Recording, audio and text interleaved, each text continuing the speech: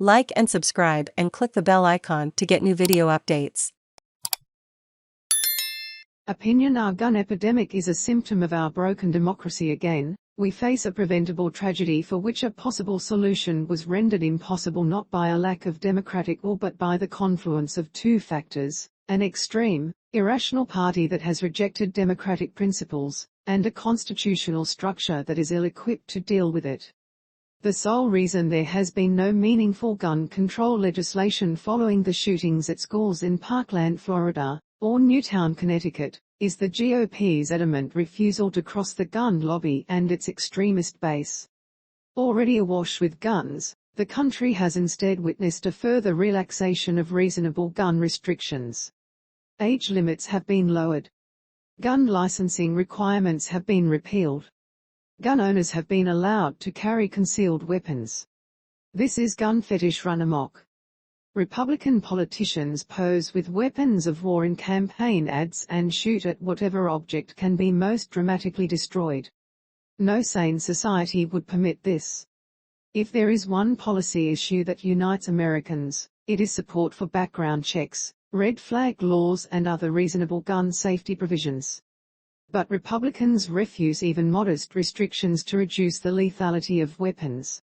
To call themselves pro-life is an insult to the memory of dead children killed by firearms.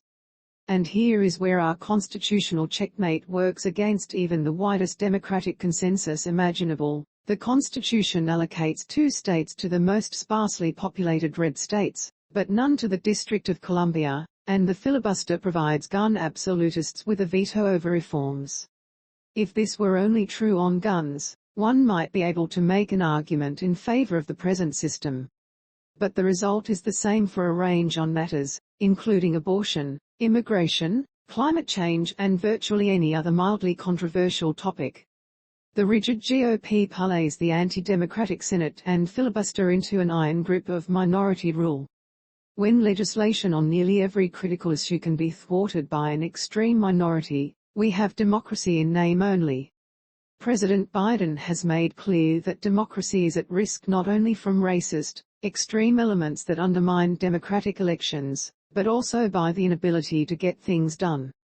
The solutions to our democratic crisis are not quick, easy or obvious. If the Democratic Party, the only party that still supports democratic values and at least tries to solve problems, can muster the discipline and the will, it can run in 2022 and 2024 on ending the stranglehold of unhinged, minority rule. It must electrify its supporters, pledge to tame if not eliminate the filibuster and make clear that, without democratic victories, we would face an America few would hope to bequeath their children. The Republican obsession with controlling women, unlimited gun ownership, white grievance and other deadly ideologies must be identified, denounced and defeated. Democrats should be clear about the choices: white nationalism or tolerance, gun massacres or reasonable gun restrictions, control of women's bodies or respect for women's autonomy. Democrats should not rule out solutions that are immediately available. Remember, Republicans spent decades creating a Supreme Court that would destroy decades of precedent and impose its partisan will on the rest of the country.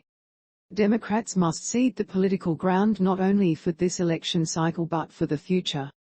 Constitutional amendments may be far-fetched now, but Democrats can initiate the debate on them. They can also move on other structural fixes, such as campaign finance reforms and limitations on lifetime tenure for Supreme Court justices. As Supreme Court Justice Robert Jackson famously said, "The Constitution is not a suicide pact."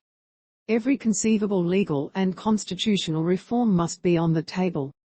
We need not accept the slaughter of children, the debasement of women, the erosion of pluralism or other aspects of the Republican agenda,